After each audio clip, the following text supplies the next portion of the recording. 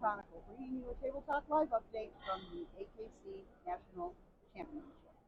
I think it's about day 45. I've done like 20 to 25 miles a day, and we started on Sunday. We just got here, so I can't complain. Yeah, she can't complain. Yeah, I don't know. I'm a little jealous. But anyway, some of us have been here. Yeah, Some of us have been working. Today we're going to talk about juniors from a different perspective. You've seen some of the videos I did of the 3 kids who won their day. 3 of them competed for best of the best. Demery Livingston was a reserve winner one day, and we heard from her. But we're going to take it now from a different perspective, from the parents' perspective. Okay? Here we have 2 handler parents who have 4 kids, right? Well, 4 kids that are actively in juniors. Right. Yes. They have 5 children. 4 children are active in juniors at this point in time. Yeah. And I believe they all started as soon as they were Yeah, ready. absolutely. Okay. So in junior showmanship,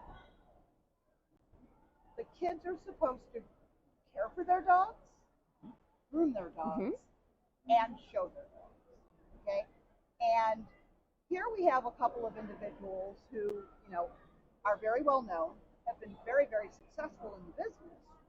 And people sometimes will say the kid wins because it's Clinton Karen's kid or it's Colton and Heather's kid. And I think those kids probably work harder than those that don't have a string of dogs that are following around, right? What's your approach? So my approach was always, if you want to go in the ring, then there's work and responsibilities that come with that. So at our home, whether it's helping mom and dad while they're at work, take care of a litter of puppies, is it grooming your own dog? I mean, a sheepdog takes 4 hours from start to finish. It's sitting and watching mom and dad trim and learning how to do that properly as well. And when we're on the road, it's caring for those dogs. So those kids are up at 4:30. It's not just walking their one little pet. It's taking care of all the client dogs, making sure, the crates are cleaned, water's cleaned, they're fed properly, they're exercised during the day.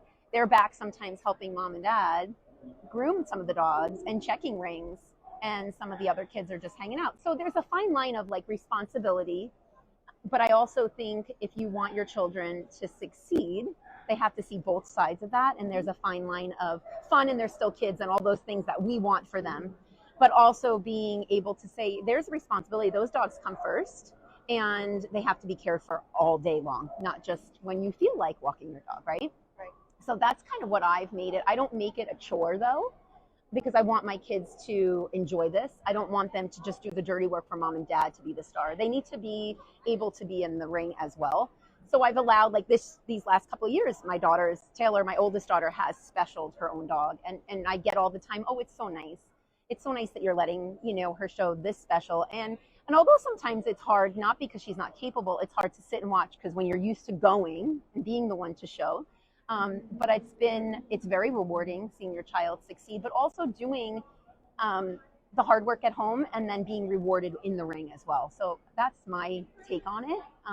But some of those wins are more rewarding than any Best in Show I ever got, because you see them work hard and go in and know that hard work and dedication at home is what's going to get them the result at the show. That's just my take on it. Karen, you mentioned something earlier about, teaching your kids that this is not about you, it's about the dog. Right, Absolutely. right. I get hungry. Yeah. How many times have we all had a new assistant and they say, I have to go to the bathroom, and we say, okay, in about 2 hours. Yeah. Well, hopefully it isn't. My kids have been, they're brought up in this since they were newborns. And so they've learned from very early on that sometimes they have to wait. And while obviously my children are the most important things in my life, there are times where I cannot cater to everything they want in that moment. And so there's been times where they have to wait while I feed dogs before we go get dinner, or, they're tired, they want to go to bed, but I need to X dogs. And so they have to wait. And so they've learned a pretty healthy respect of our time and also of our clients' time. And they are very capable of helping, and they enjoy helping, and they really care about the dogs. Mainly, that is their biggest draw to this, is they love those dogs, which obviously drew all of us here, right? Mm-hmm. Otherwise we wouldn't be here. Right. But they are also very respectful to the clients, and they know that whether or not they show dogs their entire life, this right now is what puts food on their table. And so you don't have to love it, but you have to respect it. And right now they both really enjoy it, and so I'm lucky. But if it's something they don't enjoy for the rest of their life, that is fine by me. But it is something that they have to respect, and they both do right now, and they both really enjoy even the 5 a.m. mornings. Right. It's rough some days, but they make it work. Labor of love, right? Yeah, absolutely. It really is. And we are all together. Yeah. We go as a unit, so yeah, it works. And you guys have done a great job of instilling that respect. It's a respect for the sport. It's a respect of the whole environment. I chatted with somebody earlier today that said, we have to appreciate that we're blessed to be able to do this. Oh, for sure. Absolutely. We are blessed to be in this building right now. We are blessed to be able to do what we love to do. Yeah. Be with the people that we love. But there's still a lot of respect, and most importantly, kindness involved. Yeah. There was a post made this week, a negative post about juniors and how they were showing their dogs. And I read that and I thought to myself, I cannot imagine any of my friends, present company included, ever saying anything like that. I mean, you guys have always been great at not only supporting your own children, but supporting anybody else that might need help. Yeah, absolutely. Yeah. And a little bit of that.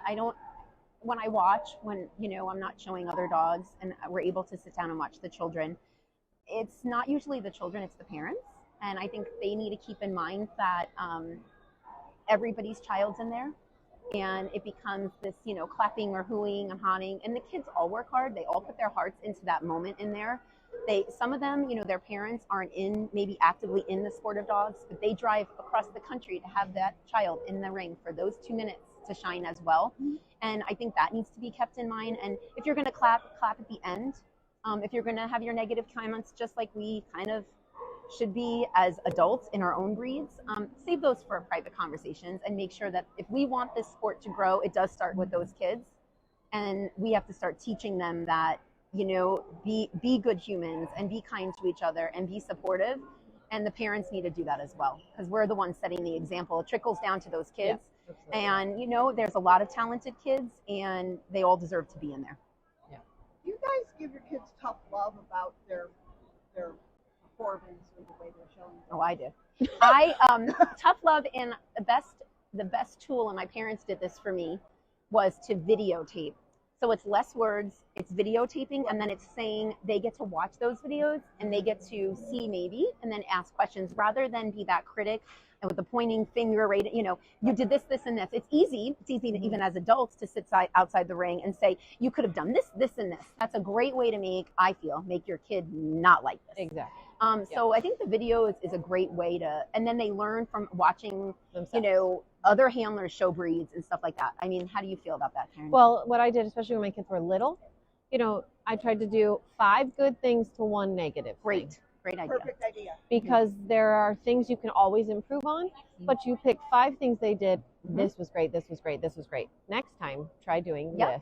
1 at a time. That way it's not so overwhelming. But now neither one of them listen to me, so it's fine. Yeah, my daughter knows more than me. It's called teenagers. Yeah, teenagers. Yeah, so. Layton's not taller than you. Oh, for sure. I mean, and all of us. Yeah. Yeah, we're like, he still listens to me. He still listens to me.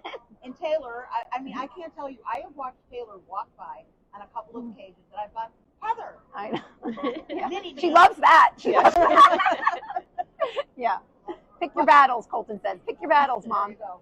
Well, thank you so much. Thank you. I mean, this is insight from 2 professional handlers who have raised children who are successful.